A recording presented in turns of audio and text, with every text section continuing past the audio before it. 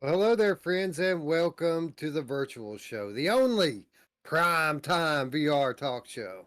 I'm your host, Wes. With me, as always, my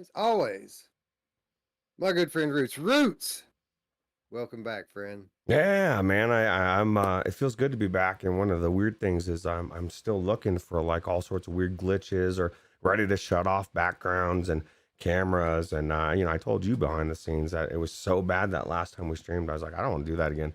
But now I can breathe. I've got a nice relaxing lava flow behind me, and I'm ready to go.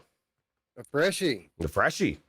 Yeah, Yeah, excited. so here we're back after a weird few weeks, to say the least. I mean, just one thing on top of another, like unprecedented fuckery over the last couple of weeks.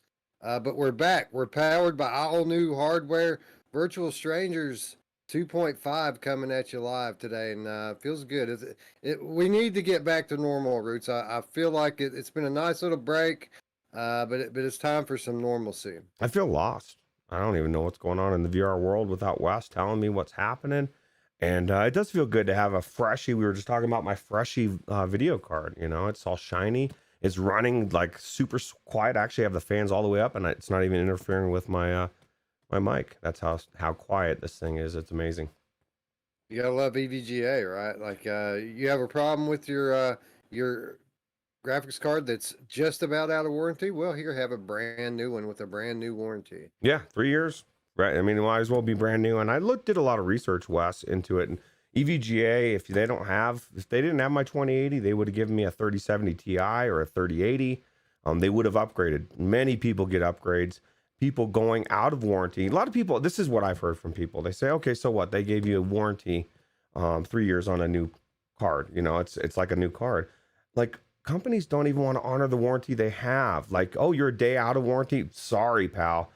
To me, that's huge. I don't know that I buy another video card out away from anybody else but EVGA.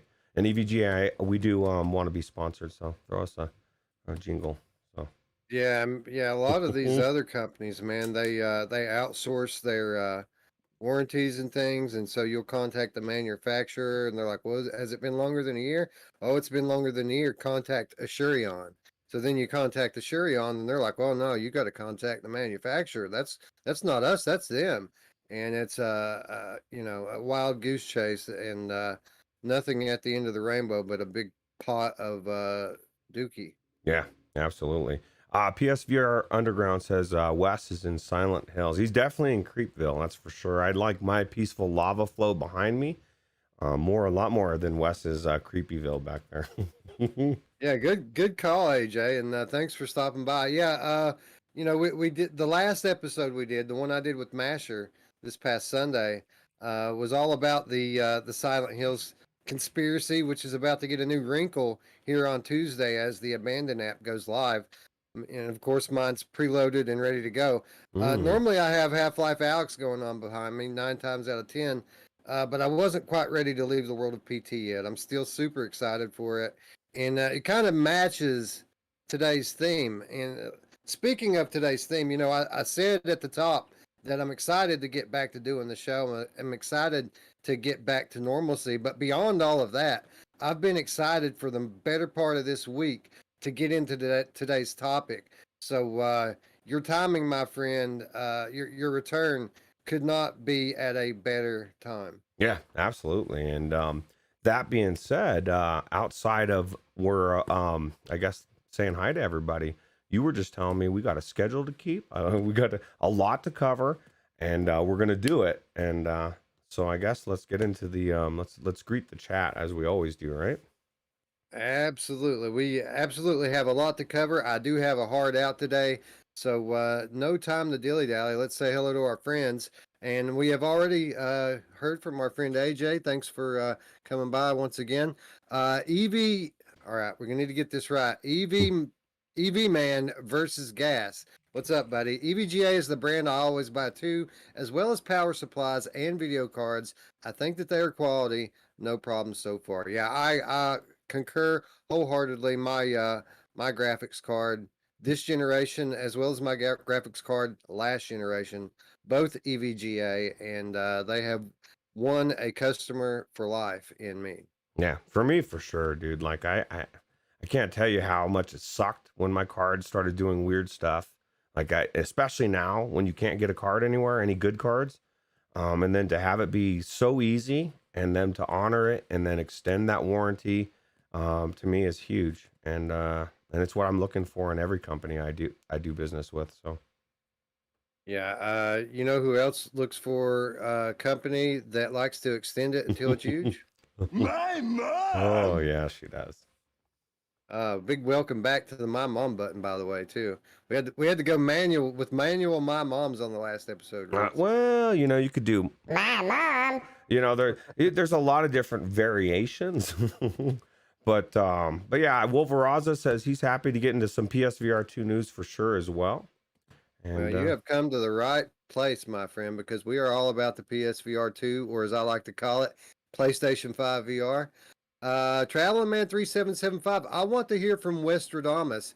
He knows all. Well, interesting that you say that, because a lot of what we're covering today is confirmation of things that we said the last time we talked about PlayStation 5 VR. When Upload did their leak, when they released their leaked specs, which kind of gave us half of the picture with PlayStation 5 VR, we went further back and dug through the news articles and gave you what we thought would be the other half of the picture. And as it turns out, thanks to our friends Without Parole, we now have some confirmation that pretty much everything we said on that episode, the episode was called PlayStation 5 VR and the Future of Gaming. Everything we said on that, well, 95% of it has now been confirmed, which is really exciting, Roots. it is exciting, and it's kind of it actually saved me some money and solidified something I was debating with you whether I pick up the PSVR with my PlayStation 5, and I can't do it. I can't do it now. I've already played 99% of everything I want to play. I've got a couple of games I haven't. I would rather wait and put that money towards that and maybe something else in between and get that PSVR or 5 VR in all its glory, because I think it's going to be the best system out there. I think it's going to blow everything away, and I think all the people that have been shitting all over PlayStation 5 VR can suck it. They're going to have to come crawling, dude. They're going to have to come crawling because if they want the best in a VR experience, I believe it's going to be on that system. I think you're 100% right. But I will just say this. That's a long wait, brother. That's at least a year. At Yeah. least a year. Yeah, well, I've got Iron Man. I've got Fracked.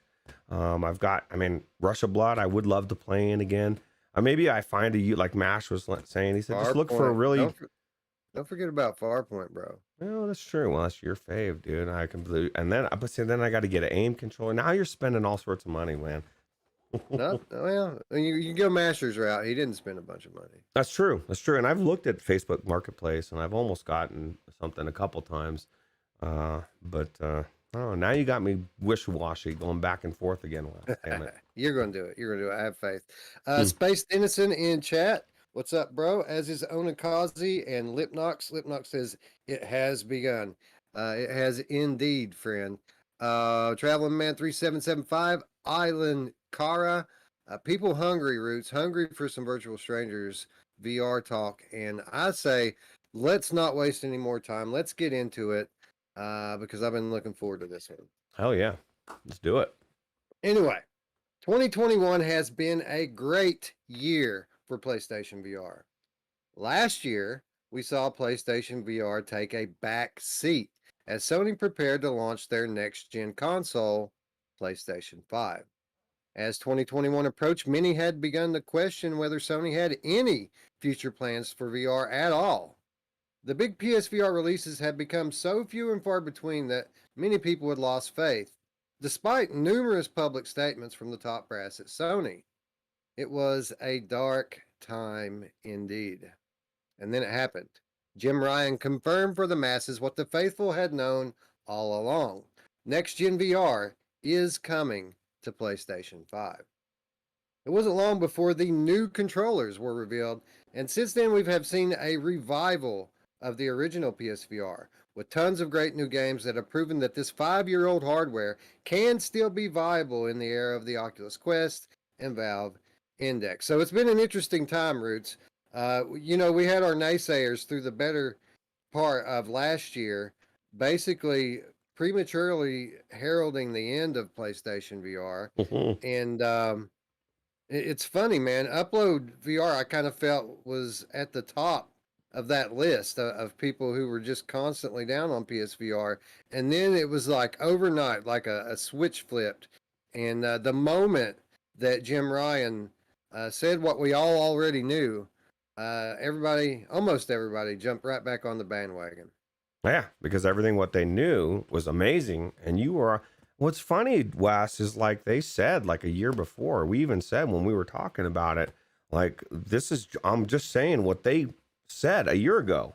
It's just nobody was really listening, and I go with traveling, man. I go with the Westradamus thing. I was just even telling my friend that was visiting from Florida today that that you really have a pull, your finger on the pulse of VR. You know what I mean? Like I feel like I can help add to the show, but you really, really dig in, and that's why I get my news from you, Wes.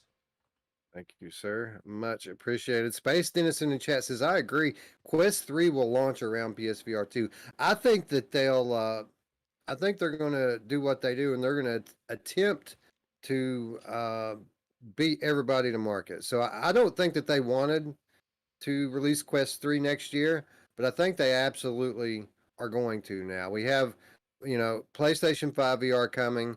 We have Apple VR coming.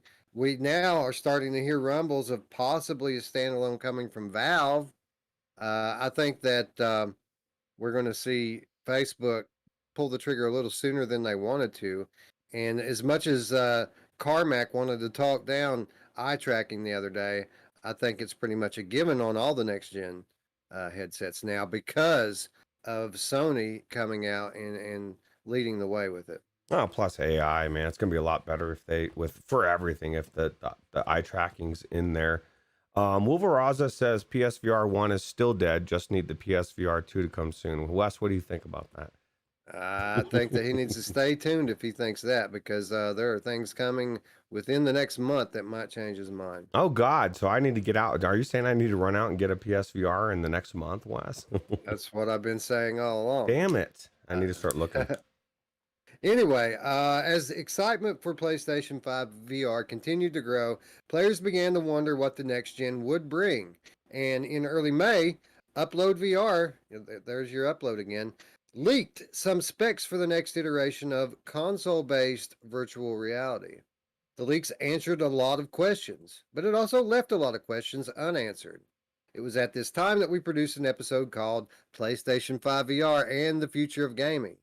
In this discussion, we looked at the upload leaks in the context of previous statements made by top Sony executives. By the end of the episode, we were able to make a pretty good prediction as to what the next Sony headset would bring. It was enough to bring excitement to even the most hardcore PC VR enthusiasts. Scion, I'm talking to you. But at the end of the day, all it really amounted to were leaks and predictions. It was all just hearsay until now. We began to hear rumors a couple of months ago that a PSVR Developer Summit had been scheduled for some time in August, and the reason behind the event was to set the foundation upon which the PS5 VR content library would be built. Early this past Wednesday morning, Brian Paul and PSVR Without Parole confirmed that the event had indeed come to pass. But that wasn't all he confirmed. He also confirmed nearly everything that we had hoped for with regards to this headset, and then some. So that begs the question, Roots, what has been confirmed exactly? Well, some good stuff, actually, in my opinion. Let me ask you this: Were you dialed in? Did you catch all this stuff in real time the way that some of us did? No, I don't do any of that stuff in real time. I think it's funny because everybody wants to. I like to watch. This is what I like to do. I like for someone like yourself or Brian Paul or somebody to break it down for me, because a lot of times there's a lot of fluff and a lot of stuff in the middle that Roots doesn't have time for. I'm too lazy, Wes. I'll just be honest. Um, so I wait for experts to break it down, and then I'm really focusing on what's important. Well, it was an interesting week because, it was this past Wednesday morning. And when I say early morning, I mean, it was like 2 a.m., 3 a.m. early. And right in the middle of what most people would consider the night, we got a breaking news from PSVR Without Parole. And that isn't something that you typically see. You typically see them post in the late afternoon, early evening. So I knew it had to be something important. And we knew that this developer summit was coming in August. I had no idea that it was coming so early. Like literally August gets here and bam, there it is. So yeah, it was exciting when I saw that little notification go across the top of my screen. You got I knew excited. we had, yeah, we knew we had something cool to look at. That's cool. I just think it's exciting, the news in general, and I just think it's cool to finally be able to have some fact behind that. All the PSVR haters need to take a step back, because we've been saying everybody wants AAA gaming, but nobody wants the cord.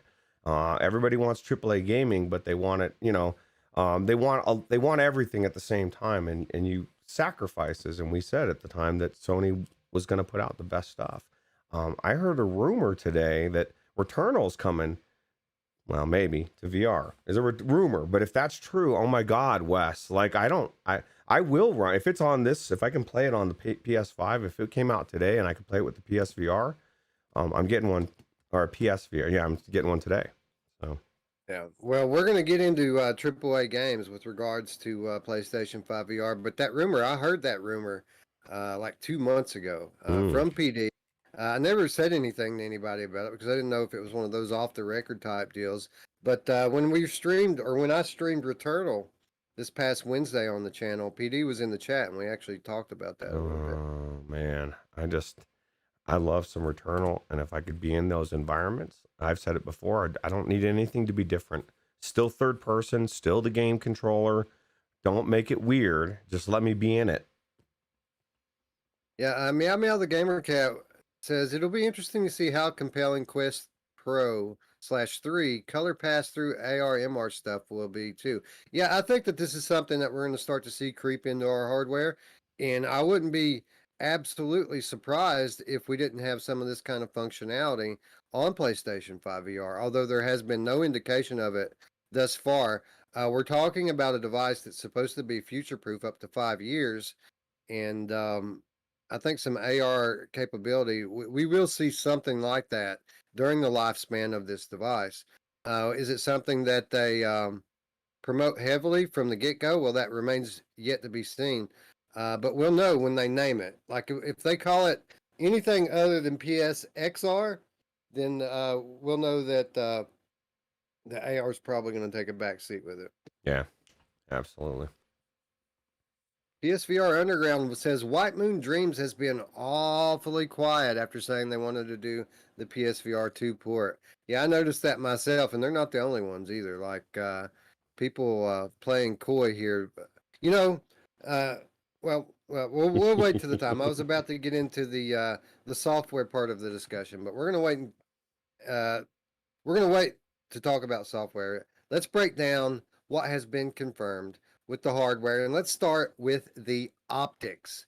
So, as previously leaked by Upload and by Bloomberg, the PlayStation 5 VR will indeed carry a 4K OLED panel, most likely manufactured by Samsung, which we now know is capable of refresh rates up to 120 hertz. Now, Roots, um, we knew, like I just said, due to those leaks, that this was going to be a 4K OLED. We weren't quite sure if it was going to be capable of 120 hertz. We assumed that it would be because the OG PlayStation VR is capable of 120 hertz. But now we have confirmation again from PlayStation VR Without Parole that it is going to be 120 hertz. So good news on that front. That is good news, because on the PlayStation 5, you can play some games in 4K, like Returnal, and you can have ray trace lighting, and you can also play in 60 frames, but you can go to 120 in a performance mode.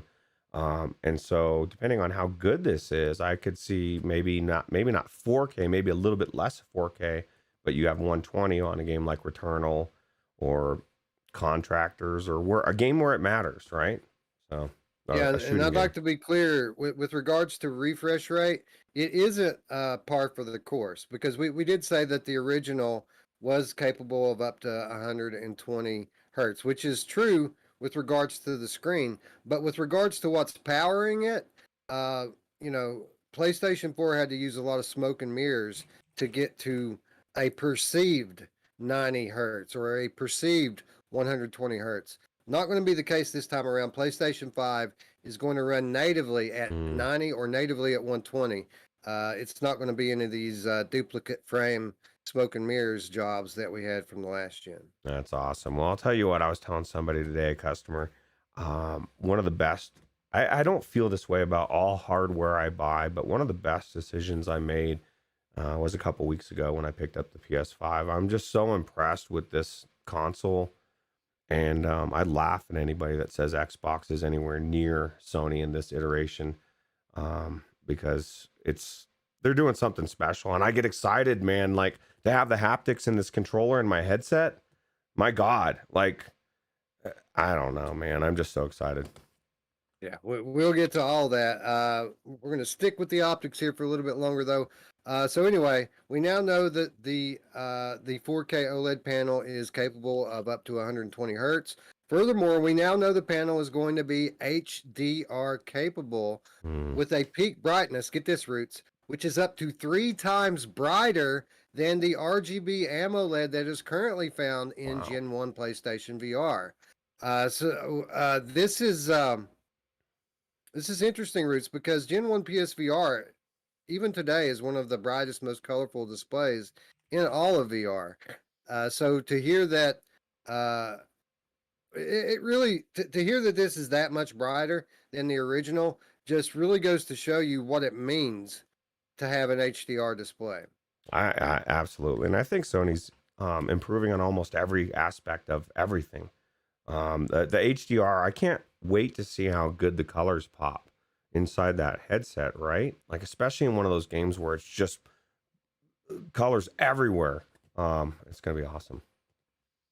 Yeah, and you know the HDR display in line with statements that were made a couple years ago, actually, by Sony's Dominic Mallinson, which also included a proposed small increase in field of view.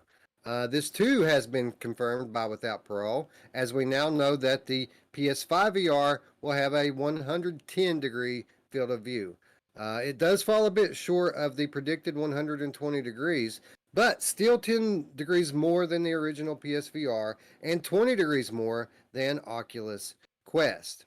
So a lot of people less than impressed with the 110-degree field of view, but it's an increase, Roots. It's an increase over what we're using right now on a day in and day out basis, most of us, and it's an increase over the original. And you know, while I would have liked to had 120 or 130 myself, I'm certainly not disappointed by the only 10-degree increase. No, especially if you're coming. I mean, I usually use the Quest most out of everything, the Quest 2. So it's for me, it's going to be a big increase, right? So Um, well, I mean, it's going to be a noticeable increase to say the least. Onikazi asks, "What's the nit brightness?" Well, um, we don't have the detailed specs from Sony just yet, but it's a Samsung 4K HDR OLED panel. I'm sure that compared to anything else that's on the market right now, it's going to be fairly significant when we do get those numbers. yeah, absolutely. Uh, Wolveraza says, "Well, how about the damn controllers?" Well, we're going to get to the controllers, friends. And Eddie C coming through with the $5 Canadian support. No comment, just wants to support the channel. We appreciate it, Eddie. Thank you very much for the tip. We appreciate it. Yeah, absolutely, for sure. Anyway, uh, the increased field of view, not the only similarity that the new headset will share with today's top VR headsets. We also now know that the next PSVR headset will use for now lenses. This is a curious move to say the least, as PlayStation VR today has the best lenses in the game to this very day. And to move to the rings, well, it brings with it some unwanted God rays. And we don't know until we have the headset just how prominent the God rays are going to be. Mm. We're going to have to put it in the wait and see category. But uh, I don't know. I don't know what to think about this one, Roots. I'm not sure. I know that this headset, on from a hardware standpoint, is a vast departure, pretty much in every way, from generation one PlayStation VR. So it's interesting to see them jump into the boat with everyone else here and go to Fresnel. Well, it makes you wonder, didn't the PSVR have a softness to it that they had to put something that was, there's still God rays, something's blocking it, right? Or am I wrong on how No, they do you're that? you're thinking about What? Samsung Odyssey. Is what Okay. you're thinking about. Well, Odyssey Plus. I'll tell you what. I have faith in Sony, and maybe they're gonna come out with some way of getting rid of the God rays. They've actually came a long way. Like even with the Quest too, the God rays are there, but it's weird. It's like they're not shooting directly at you. It's kind of weird, man. When I think about it, I'm like, why is this not right in my eyes? It seems like it should still be, but I don't know what they're doing to diffuse it.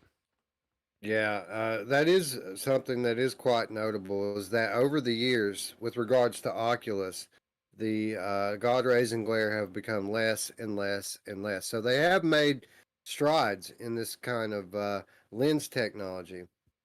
And with that said, it's not all bad either. Like there are advantages to the Fresnel lenses. Namely, they're a lot more durable. When I got my first PSVR, um, it wasn't long before I had micro scratches all over the lenses.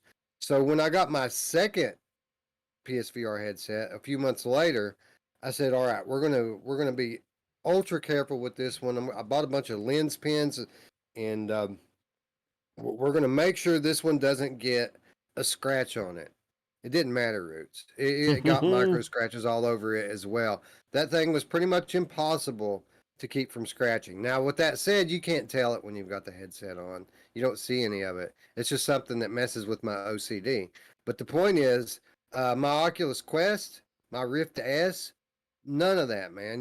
I could take like a washcloth from the bathroom and wipe those lenses off, and they're not going to scratch.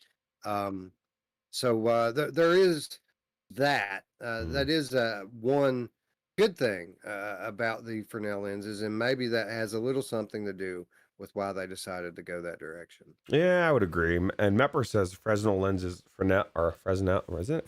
I don't know, Fresnel lenses. For now. Yeah. Well, they're lighter and he thinks cheaper. And so if that's the case, that would be another one. But you have to think about, Sony's, they want to put these headsets in millions of people's houses, and wouldn't it be better from a standpoint to not have people scratching them up and maybe trying to send them back or having, you know what I mean? So yeah, maybe that's another reason why they're switching. Yeah, and we have to keep that in mind too. As we talk about all this awesome tech that they're going to be jamming into this new headset, we need to keep in mind that Sony can't bring $1,000 headset to market. They're not Valve selling to the ultra enthusiast here. They're trying to get everyone. They want everyone who buys a PlayStation 5 to buy a PlayStation 5 VR. And the only way they're going to do that is by pricing this device no more than what the console costs. So I think we have a hard top limit of $500 here that they have to keep this thing in. So when we talk about these changes with regards to the lenses, when we talk about the field of view only being 10 degrees more instead of 20 or 30, we have to keep in mind that they have to be cost effective with this thing, and they have to. They're likely going to be selling it at cost or at a loss. So all of this little stuff here, when you're talking about spread over millions of units, I mean, we're talking about a lot of money saved. Yeah, absolutely. And I'm not going to argue as long as we get everything we want. I just want the AAA experience. I want the depth of the games. I want the Returnals of VR. You know what I mean? And I think this is our best shot at it. So Mepper coming through with the $5 donation. Yo, yo, yo. Sorry I'm late. Bro, you're never late. You're always right on time. And thanks for the support. I think that was Mash, wasn't it? Yeah, Mash. Did I did I You not, said did I not say mash? you said Mepper. Oh, well, there's a freebie for Mepper, huh? Boom. Sorry, Eric. Sorry, I didn't mean to. Like my mouth said Mepper, but my heart said mash. That's right. Scion VR joined in the conversation, says, did I hear ultra enthusiast? If you did, then we're talking about you, Scion, because you are the ultra enthusiast. You have the most patience of anybody I know. You're waiting for the ultimate experience, and I think when you get it, it's gonna blow you away. I'd be interested to know what Scion thinks about the 10-degree increase in field of view. Is that enough for you, Scion? Are you impressed or are you disappointed in that? Because, uh, you know, it's not just a cost with regards to the increased panel size, right? When you talk about field of view, we're talking also about a cost with regards to the performance because, you know, the wider the field of view, the more pixels that have to be rendered out, and all of that takes a toll on the game itself and the experience. So we can't forget that with regards to the field of view either. And that's what, we want the 4K, we want the HDR, we want the graphics, right? We want all of it. And so I'm sure Sony knows exactly what they're doing. I'm just psyched. I feel like it's coming next week, and I gotta wait a year. What about you, Roots? Were you like terribly disappointed that the field of view wasn't? Because for me, like as far as next gen features go, like field of view was at the top of my list. Like I wanted a legit 130, 140 degree field of view for my next gen headsets. And you know, I'm not going to lie, like I'm not heartbroken, but I am a bit disappointed that this is only going to be a 10-degree increase. I'm not. It doesn't bother me. Two reasons. One, I'm mainly the Quest is my driver, so for me it's still going to seem like a bigger increase. And I was more. My main thing was this PlayStation VR 2 or PlayStation 5 VR. It needed to have better tracking and it needed better controllers. And if it has those two things, I'm skipping around happy dandy, dude, because I can't stand the move controllers as much as people have dealt with them and have made them work, and they are amazing for what they are. I like analog sticks, and I want to run around with analog sticks like normal human beings. um, so All right, yeah, all right. So we're gonna get to the controllers, um, but you know, we talk about field of view and we talk about the Fresnel lenses kind of in a succession here. And, you know, as we're talking about it, this 2 + 2 = 4 kind of goes off in my head. You know, Valve Index, among all of the consumer headsets, Valve Index pretty much has the widest field of view. And the way that they've done that is by manipulating the lenses. And when you think about that and you consider the switch that Sony's making here from their older glass lenses to these Fresnel lenses, it might be all because of the field of view. Like they may not have been able to keep the old style of lenses and give us this 10-degree increase. So I ask you, Roots, um, is it a happy trade off for you? Is the 10 extra degrees worth taking on a little bit of God rays? well, I mean, if they do it right, I don't mind the God rays for the Quest 2. I don't really notice them. And I think, like I said, I think Sony's going to come with a solution to it that maybe even Oculus hasn't came up with, and there might not be God rays at all. We're assuming there's God rays just from other Fresnel lenses, right? But maybe they've got some kind of way to diffuse it that you just don't see it. So I'll pose this question to chat. So most of you have an idea of what the Oculus Quest 2 level of God rays and glare is. It's not much. It is noticeable sometimes, not always. It is noticeable sometimes. So I pose this question to you: which is more important to you? Is it to have God rays completely eliminated, or to have a little bit more field of view? I'd be interested to know you all have to say with regards to this. That's a good Uh, good thing. I think it's a good trade off. In my personal opinion, I don't think it'll be that big a deal. yeah, well, time will tell. One question that remains to be answered with regards to the device's OLED panel is the pixel arrangement. Now, we all know that PSVR 1 can produce a much sharper picture than the resolution specs would suggest. I mean, it can still do an absolutely beautiful image today, despite the fact that it's only 1080 by 960 per eye. By all accounts, that should be garbage, but it's not. It's still, Blood and Truth, Fract. These games are beautiful in the headset still. And the reason for this is that RGB pixel arrangement of the device's AMOLED panel. Other headsets of the time also used OLED, but the SDE was much more noticeable on them in spite of technically having a higher resolution. We now know that this isn't the number of pixels that matters the most, but rather the number of sub-pixels. Having confirmation of PS5 VR's Samsung OLED panel is great, but if we could get confirmation of a possible third subpixel, then it'll be so much better. Now, a lot of people don't realize this, Roots. A lot of people don't understand uh, what we're talking about here with regards to pixel arrangement. Um, there are two different types of displays that are widely used in these VR headsets: pin tile displays, like the original Rift, like the original Vive, versus um, versus RGB displays, like the original PlayStation VR, like all of the modern LCD headsets. They all use RGB displays, and there are two main differences between these two different display types. One is literally how the pixels are displayed or put together.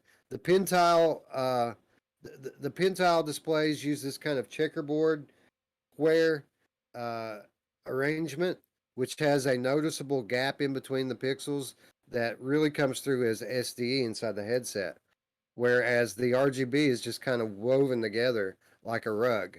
But the other big difference is what we just talked about. Pin tile displays have 2 subpixels per pixel, while RGB displays have 3 subpixels per pixel. So when people look at resolution, they're not getting the full story.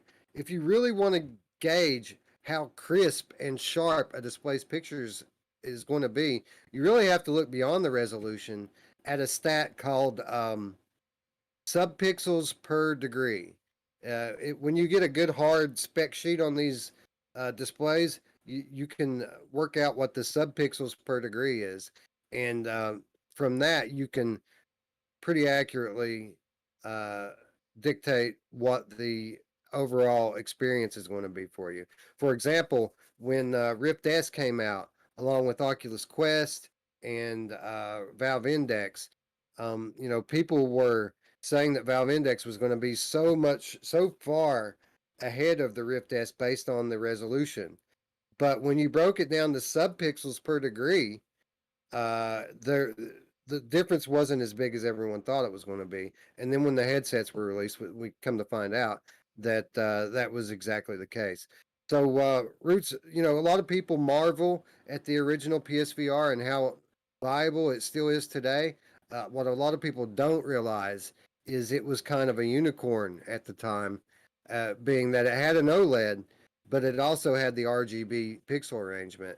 And I think that that's the reason why it's had such legs. And I'm hoping that the next generation also has this same RGB arrangement, so that the device uh, remains viable all the way through PlayStation 6. Well, not only that, but like even if the specs, like if it's at 4K with those extra subpixels, it's going to make it look amazing this generation, right?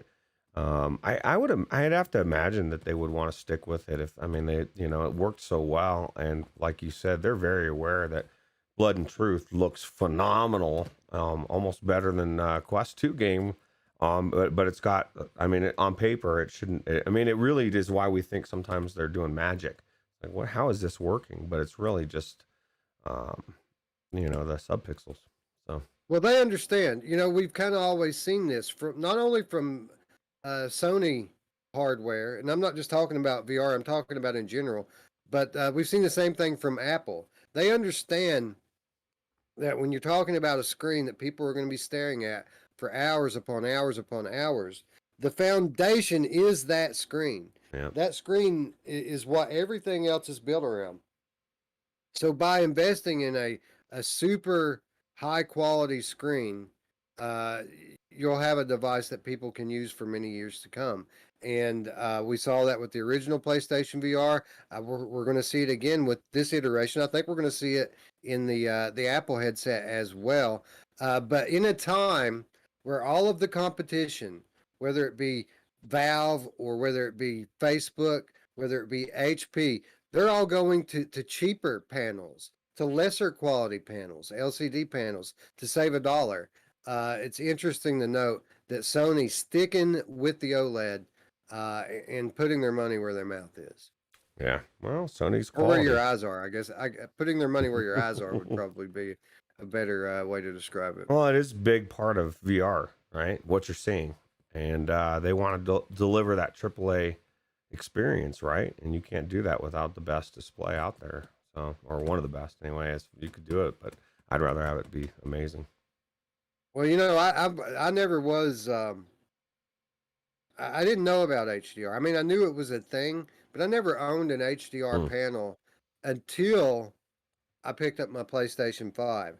And when I knew I was getting my PS5 console, I went out last Christmas, and or actually it wasn't even Christmas. I don't think. Um, I went out and bought two 4K HDR television sets. And let me tell you, the difference is real, man. Playing Astro's Playroom, playing Returnal, playing these next gen games on a 4K OLED with HDR turned on, it's noticeable. The brightness, the darkness, even of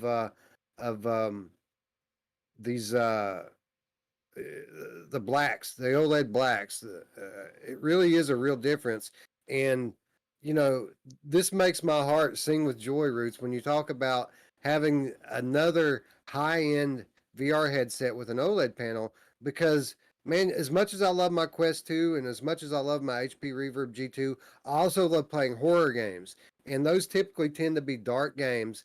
And when you get into these games in these new headsets that use LCD panels, you can't see shit, man, because everything's gray and washed out. So I'm so happy that Sony recognizes this and is showing what they've always shown, that they are committed to bringing the best gaming experience available to its user base. Ah, well, that's definitely I agree. And Alan Kara says Samsung makes good screens, which kind of leads into the next part of your notes there, right? Well, it leads into the last part of the notes. Actually, Samsung actually, according to Bloomberg, Samsung is the manufacturer of this OLED Ooh, panel that's going into the PlayStation headset. there you So go. yeah, Samsung, well renowned for their OLEDs, and I'm sure that's why Sony decided to use them. Yeah, absolutely. But anyway, with the chat, we asked them what matters more, field of view or God rays, and basically it looks like a pretty much Mepper says field of view. Island Kara says field of view. Zayla Maru, field of view. PSVR Underground says field of view plus durability. Yeah, good point. Let's not forget that. Diz the Game Cat, field of view. Libnox says, I think the God rays were super noticeable when I got my Quest 2, but after like 30 minutes, I didn't notice them anymore. Dude, Quest 2 is such an improvement over what the original Rift was. Like, so I started on PlayStation VR, right?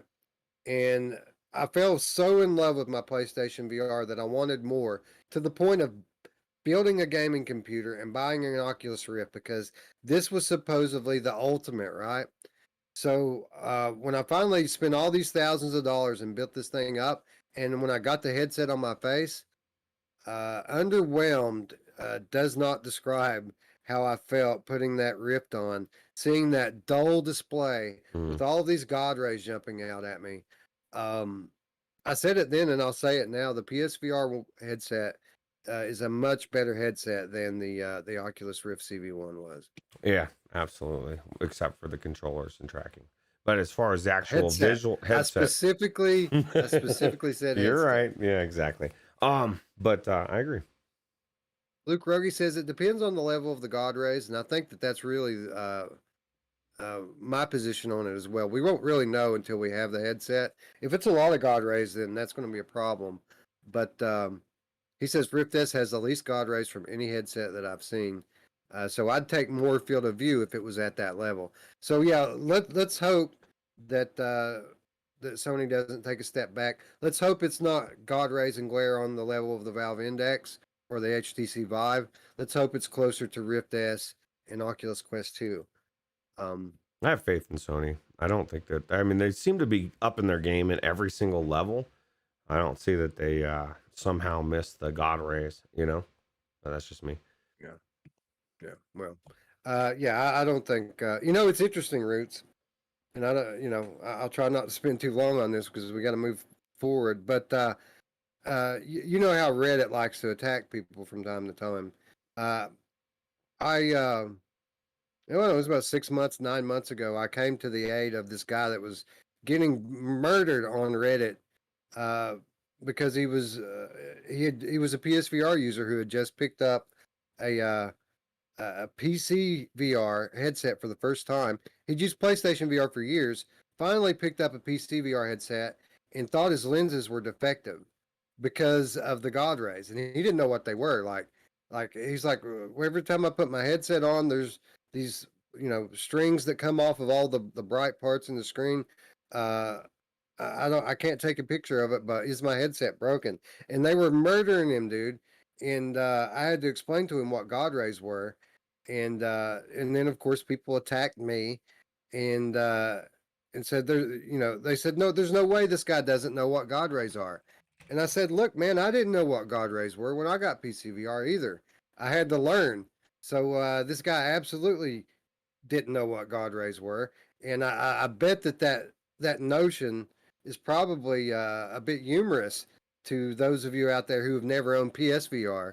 But yeah, it's a bit of a shock coming from that into PC because you never really saw it before. There's literally zero God rays on PSVR. Yeah. Well, hopefully they've got it nailed because God rays are a problem if they're too bad. So I think they'll be good. Traveling Man 3775, would more field of view help with foveated rendering? Well, if foveated rendering were implemented in the same way that it was on Gen 1 PSVR, then it absolutely would. But I don't think that foveated rendering next generation is going to be the same thing as it has been in the past. Yeah, absolutely. All right, so we move on to IPD. Whenever the new headset was announced, or is announced, whenever any new headset is announced, it doesn't take long before people begin speculating about what kind of IPD adjustment it might have. Some people claim that they won't buy a headset if it doesn't have manual IPD slider on it. While we don't yet know how the IPD is going to be adjusted on PS5 VR, it wasn't stated. What we do know how the original PSVR was adjusted, and we also know the range of PlayStation 5 VR. So the range of the new VR headset Roots is pretty wide. The low end 59 millimeters, the high end 72 millimeters. So a little bit higher than what your average headset would have on today's market. But it's pretty much on par with Gen 1 PSVR, which did not have a manual slider. All things considered, I believe that automatic IPD adjustment is pretty much going to be a given with regards to PlayStation 5 VR. Because if you really think about it, the first PSVR, it used an early version of automatic IPD. There was no slider on the PSVR 1. and you didn't even, it wasn't a deal where you go into the settings and put in your number and it adjusts. It literally, you had to go up to the camera, take pictures of your eyes, and then the software automatically sets the IPD for you. So this time around, there's going to be an eye tracking module in there that's able to grab like hundreds of images per second of your eyes. Uh, and I think it's common sense that if the original had an automatic setting for it, that this new one is going to do the same. Only now we're not going to have to go through this deal where we walk up to the camera and take pictures of our eyes and put the little cross in the middle to really get it perfect. Now it's just going to do it for you. You're going to put the headset on. It's going to see your eyes, and boom, you know. That's the beauty of That. eye tracking, right? You know, I mean, they're already looking at your eyes, right? So they can. I think it's going to actually be the best, most fine-tuned eye tracking out there, right? Because it's going to look at your eyes in real time and adjust it, and it's not gonna have to change per each person. That's the biggest thing. You know, your kids switch it on, put it on, is automatically just going to switch to them. I think that's awesome. Yeah, it's awesome. And with that said, with regards to now, there might be people out there who disagree with me, but with regards to the Gen Gen 1 PSVR, that IPD adjustment always worked perfectly for me. Like it was automatic, and a lot of people have a problem with there not being a slider, but the digital automatic adjustment on PSVR Gen 1 always worked well for me. Well, think Uh, about this. Even the Rift S and the Quest, it's been there's no slider. How many people do you hear, like legitimately hear, complain about IPD now that they've been out? Rift S is gone in the sunset. That people made it a big to do, like it was going to be the worst thing in the world. I'm never buying these headsets. There's no manual, and there really was no issue, because if there was an issue, you'd hear story after story after story of people that were, you know. I think that works really well. So yeah, and I think that people are going to. This is going to be one of those things with PlayStation 5 VR that people really appreciate and are blown away by for a week, and then everybody's just going to forget about it because at that point, IPD adjustment's not going to be a thing for them anymore. It's just something that's done on the inside of the machine that they don't have to think about. yeah, absolutely. Dave Station VR joining the chat. What's up, Dave? Just talking a little IPD. You know, I think, you know, it's interesting, Roots, because, you know, a lot of people make a big deal over these IPD adjustments, and you would think that this was something that really affects a lot of people, the kind of reaction we get with it, right? You'd think that this were God rays or field of view or something that's a little more tangible to the game. Unless unless, you know, most people fall to the outside of that range. But you know, I got to imagine that that can't be the case, can it? I'm not sure, but Zaylen Maru and Chris Richardson are prove me wrong in real time, Wes.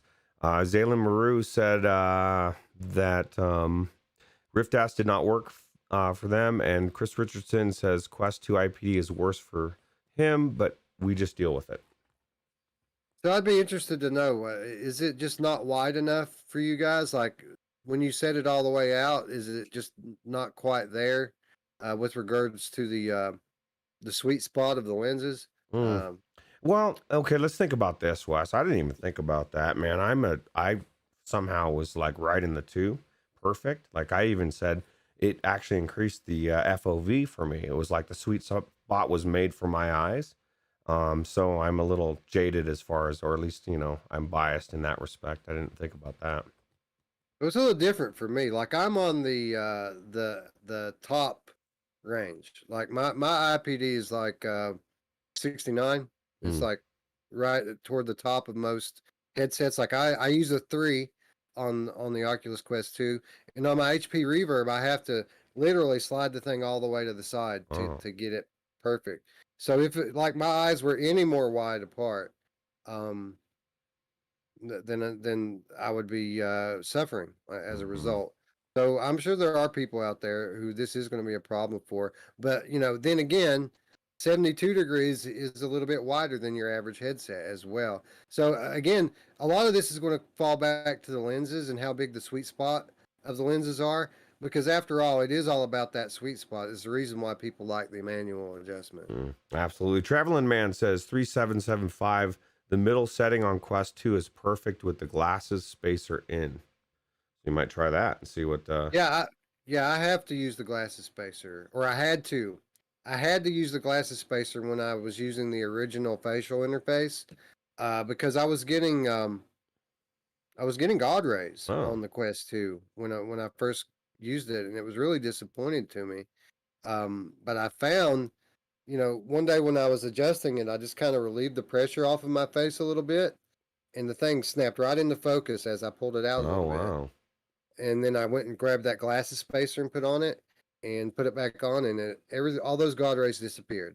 So the lenses were actually too close to my eyes, but when I used that glasses spacer, everything went right into normal. And now that I have the VR cover interface, I don't even need the glasses spacer. It has enough cushion and padding to it that it holds it right out at the perfect distance for me. Oh, I wonder if maybe that's one of the reasons why they're also switching all the interfacings outside of the rashes it was giving people.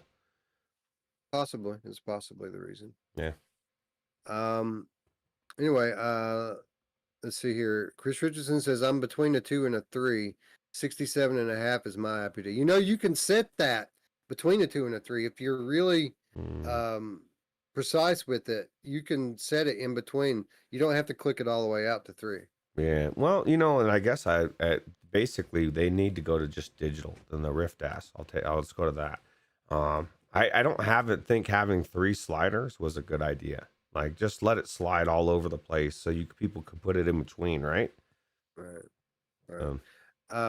Dave Station VR, I like the concept of the IPD being automatically set as a result of the eye tracking.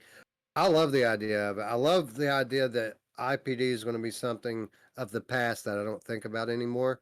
And there actually is a headset on the market right now that does this, that has eye tracking, that sets the IPD automatically. It's like $3,000 or something, but it does exist. It's just nice to know that we're going to be able to have these nice, nifty things that cost thousands of dollars today for sub $500 a year from now. Yeah, absolutely. Dark Angel, Delirium, Drew, and Gamer Chick 13 all dropping in at the same time. Just like, oh my God, I just feel good, man. I like to see all 3 of those people. Drew says, hello. Hello, governor. Hello, mate. Anyway, automatic IPD, I think, is a given here. Again, the PlayStation VR 1 already has automatic IPD. You just have to take the pictures manually. Now it's all going to be done automatically. That's good for newbies. That's good for switching headsets. That's just good for everybody. No, less friction, Roots. We always talk about friction. Seems like they're getting rid of all the friction. Yeah, you know who else likes less friction, Wes? Especially in the bedroom? My mom! Yes, that's true. That is true. All right, we move on to tracking and controllers. As we already know, the next PSVR will use inside-out tracking. This was confirmed by Sony themselves earlier this year when they unveiled the new controllers. I believe that this is the one thing that we should be the most wary of out of all the stuff we've been talking about. As we know, many companies have implemented inside-out systems that are good enough or playable, but only one company has ever produced an inside-out system that's actually good, and that company's Oculus. Now, with that said, inside-out tracking is on par. Even if we get inside-out tracking that's on par with even the HP Reverb G2, it's going to be a big improvement over Gen 1 PSVR's single camera, color light-based system. So while I think that this is probably the area for the biggest amount of concern, I don't think we should really be all that concerned here.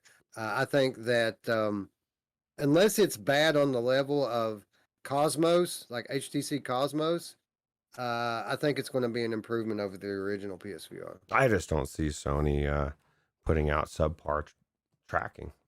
I mean, I know that the last iteration, because it was one camera, But there's so many competitors out there that have done it. Oculus has done it right. There's an example out there, and like I said before, Sony's hitting home runs on every aspect of it. So I would be very shocked if this is where they let it fall, because there's two things that they're very aware of from the first iteration of PlayStation VR. One is the controllers have to be good or better, and the tracking. They're like the bit. It'd be like, your two worst things you need to work on as a person. They're the things you need to work on. You're going to work on those first. I think it's going to be really good tracking. Yeah, I would tend to agree. I mean, Tony, I'm buying the new Tony headset. Sony typically doesn't half-ass things, right? They generally bring quality hardware to the market, no matter what what kind of hardware you're talking about. Yeah, absolutely. Gamer Chick 13 joining us in chat, and you may have shouted her out a minute ago, but I'm just now noticing her. Hello, Tiffany. Good to see you. I love me some Tiffany. I'm happy when she comes Well, by. Wolveraza says if you can mimic what Oculus did with the cameras, that would be good. Yeah, I agree, and I think that's really going to be the telling thing early on here is how many cameras. Like this is something like I would like to see. Obviously the Without Parole guys have some access to these developers. Ask these guys how many cameras this headset's going to have, because that's a big deal. It has to have at least 4. Like if they release pictures of this headset and it's only got 2 front-facing cameras on it, big red flag goes up, right? Immediately. Because historically we've never had a headset with only 2 cameras that has good tracking on it. It typically takes at least 4. We've even had 5 or 6 from different iterations. So yeah, that's going to be a big deal, and hopefully we have at least 4, and hopefully they're based on the edges pointing outwards, Yeah. so that we can have the most tracking volume possible. Yeah. Yeah, I think it will, but only time will tell. I mean, it's not like companies don't make mistakes, blunders, and you're like, oh my God, I can't believe they did that. That's just not usually Sony. Usually Sony is very, this is what I'm basing a lot of what's going on in my mind is this PlayStation 5 I've been using for the last couple weeks, and just how amazing this hardware is technologically, the Tempest audio, the hard drive, the controller, the haptics. I mean, it's blown me away. And if it has half of what this system has in it, it's going to be amazing. Dave Station VR in the chat showing his age, saying Sony, Sony, Sony. And you guys have to read it and look at it to understand what he's talking about. And if you don't, good for you. Then you're probably not an old fart like we are. Yeah. Anyway, we already knew that the thing was inside out tracked. What we didn't know, however, is that Sony has, they've already revealed that the controllers are going to support capacitive touch sensors for the thumb, index, and middle fingers. This is nothing new. Oculus does this. Most headsets on the market today do this. What we didn't know is that this is going to be a different type of capacitive touch that can sense the position of your fingers even when you're not touching them. So from that, they can infer the position of your last 2 fingers as well. So it's we've seen these videos of these prototype controllers they have where people are doing this and it's tracking their hand like accurately when it's not even touching. We're going to get some form of that being sensed through the buttons on the controller. So that's kind of interesting to learn. Well, we get to give the middle finger in VR chat. Who doesn't want to do that, right? Yeah, the old California howdy. That's right. And when Half-Life Alyx makes its way to PlayStation, we're going to get to finally live that dream of crushing those cans, Roots. Yeah, man. You know what the best part is, though? We won't have to worry about the drifting joystick for the index controllers. Well, let's hope. Crossing fingers. Yeah, keep your fingers crossed on that one.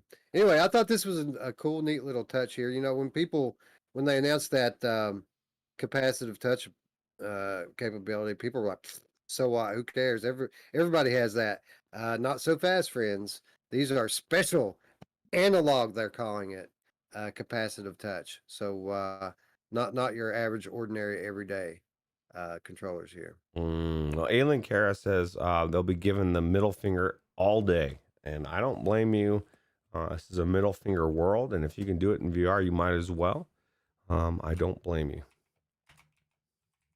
So moving on to haptics, Sony has already confirmed that the new motion controllers will have the adaptive triggers and support HD haptics, just like PS5's DualSense controller. We have since heard rumors that the headset itself will also support haptic feedback.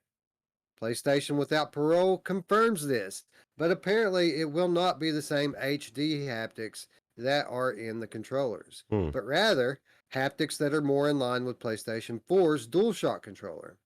It appears that while this feature will in fact serve to increase immersiveness, this is not its primary function. Previously released patents point to the HMD-based haptics as a means to mitigate VR sickness. And as it turns out, this is exactly what it's intended to do. So Ruuts' increased immersiveness is just kind of a happy byproduct of this. This is something that they're doing because apparently it makes people more comfortable inside the headset. Oh, how cool, right? Like we need less VR sickness, and if this is going to do it and give us haptics at the same time in the headset, how amazing! I want to feel the rumble of rain. I don't know how that. I was thinking that the next gen haptics in the headset, so I don't know exactly what the DualSense haptics would be in there, but it'd be cool. And Dave Station throwing 2 shinkles. No, I don't know what is a shinkle. Tip train toot toot. Thank you, Dave. Thank you for getting the train going as always. Much appreciated. The conductor has arrived. Absolutely. Yeah, this is interesting, Roots. It is just basic rumble that they're putting in this thing, but I mean, it's going to be the first headset we've ever seen that has this type of thing in it. Now we do have the B haptics set up, right? That has a facial thing that has basic rumble in it, and people say it's awesome. It's also hundreds of dollars, and this is just another thing on a laundry list of new features that this headset's going to have at no additional cost. So I think that's pretty awesome. Free's free, bro. Yeah, absolutely. And it's also comes courtesy with no motion sickness.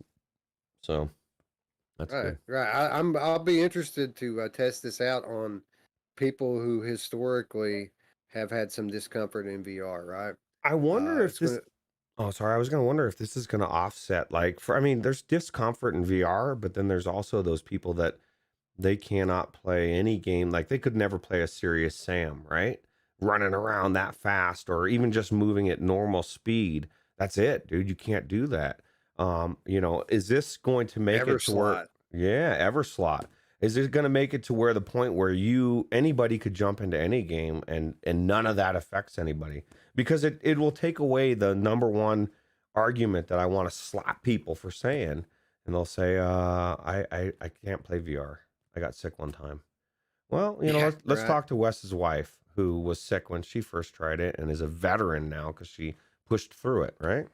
So Yeah, this is why I'm always when I talk to people who are new owners of their headsets, I always tell them to use caution with regards to demos and what they put people in for the first time. Don't put them in the biggest, most intense thing. Put them in first steps. Put them in something that's intended for beginners because if you get VR sickness while you're playing VR, even as awesome as it is, it's like getting food poisoning from your favorite food.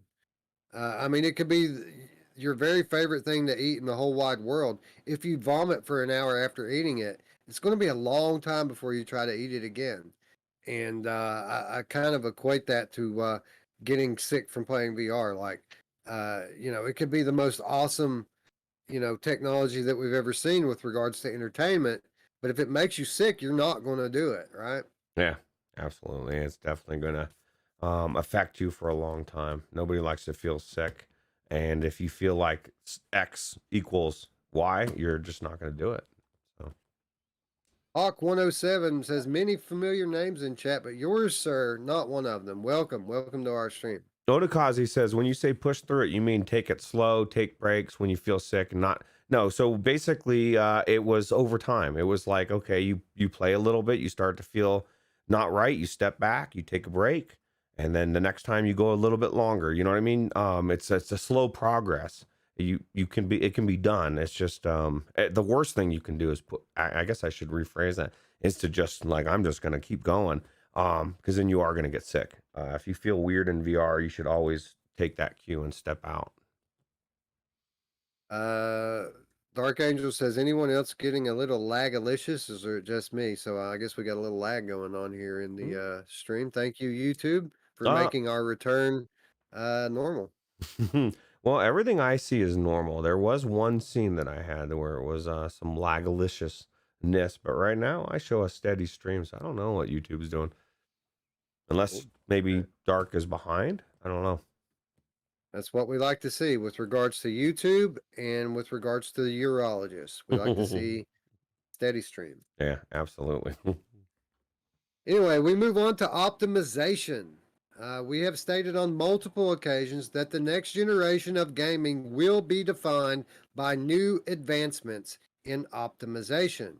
We believe that the new optimization techniques will continue to allow console-based systems to perform above their specs, as they always have.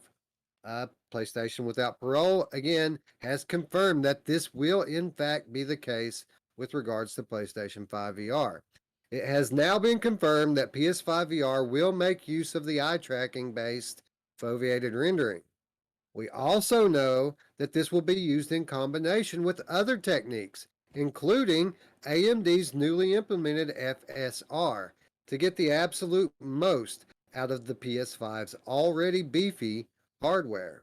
Now, we've spoken about FSR on our channel multiple times in recent weeks, and we've frequently speculated on the potentially significant benefit that AMD's new AI-based upsampling technique could have on the next gen of VR games.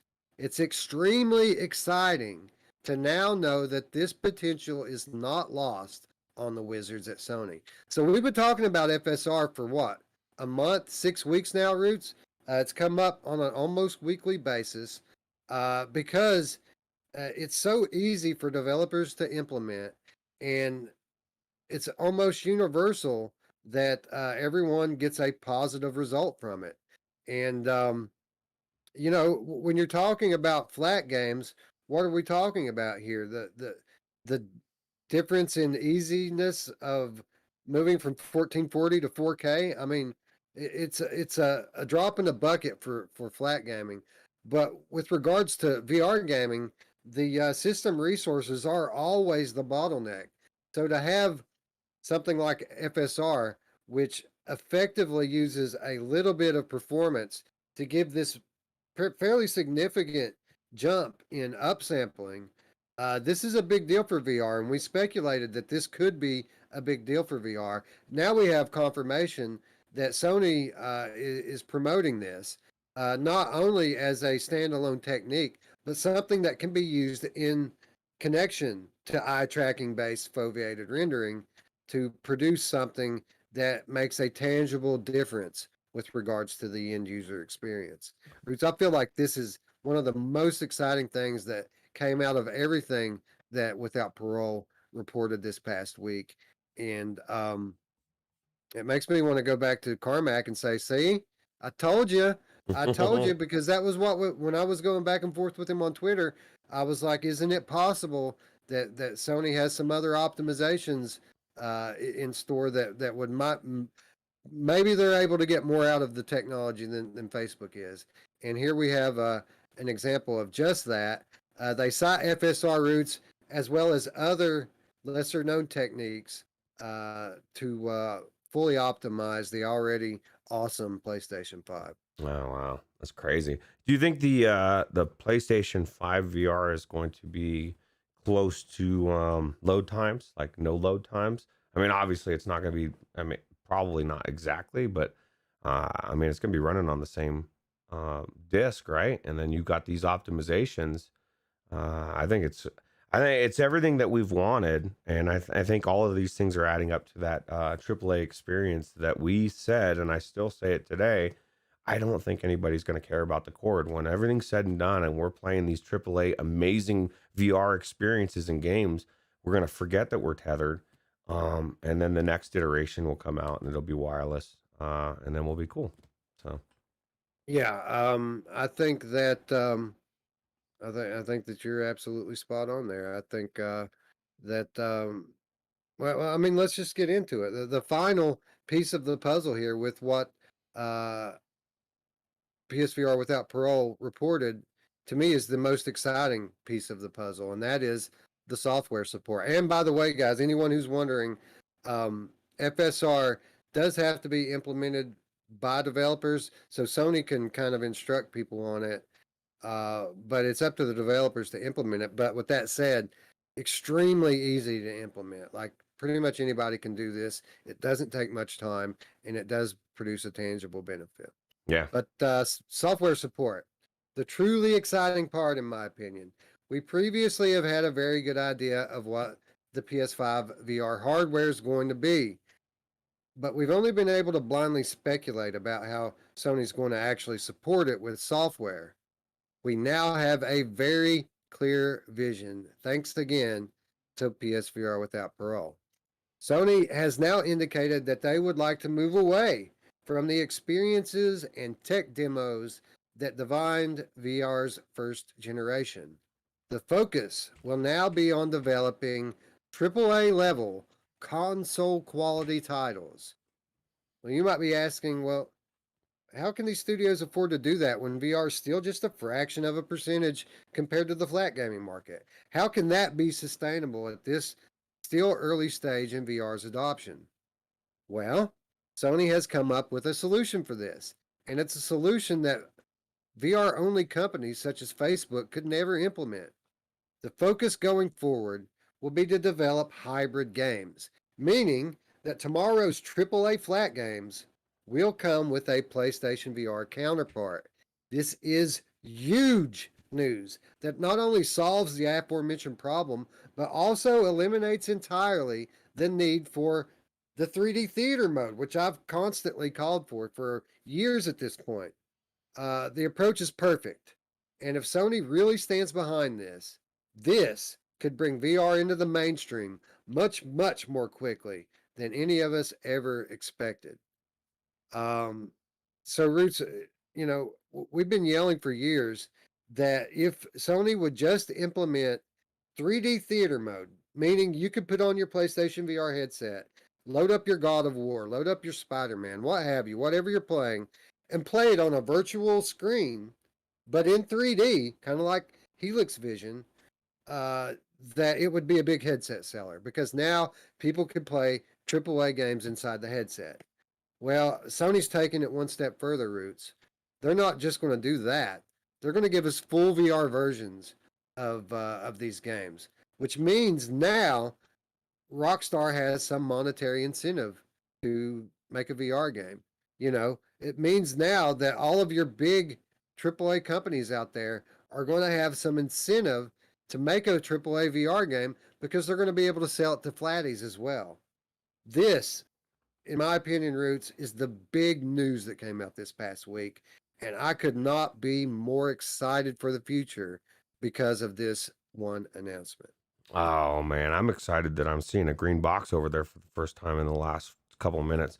Yeah, you couldn't have nailed it more. Like this is huge. The fact that they actually are going to have incentive to bring these games into VR. That's the one thing these studios haven't had. They haven't had a reason to do it, right? So now they will. And I'm wanting to play Returnal, but I'm scared because I've never seen this boss.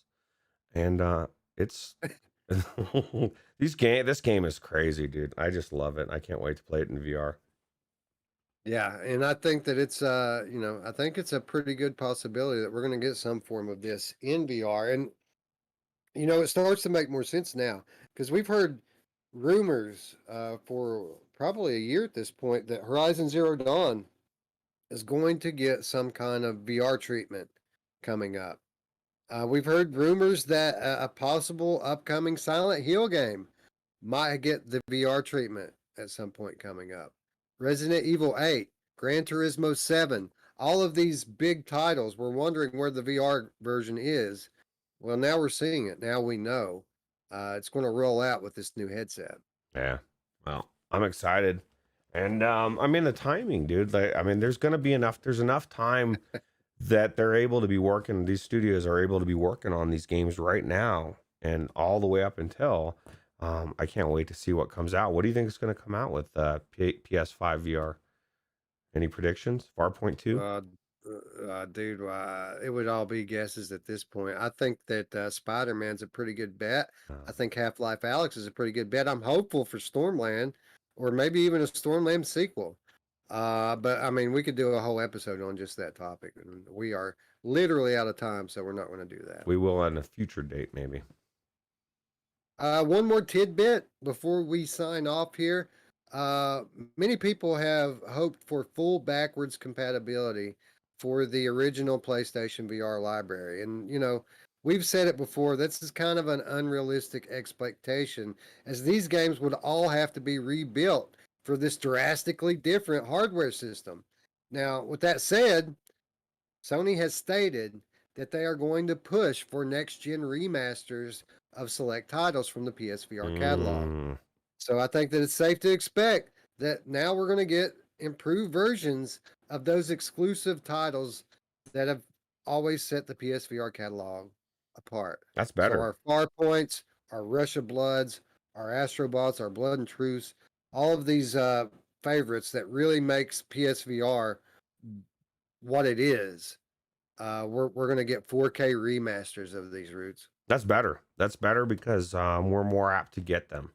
Because there's a financial incentive, right, for these companies to make a 4K remastered.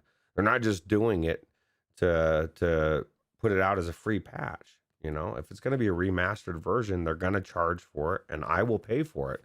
So I think it's good.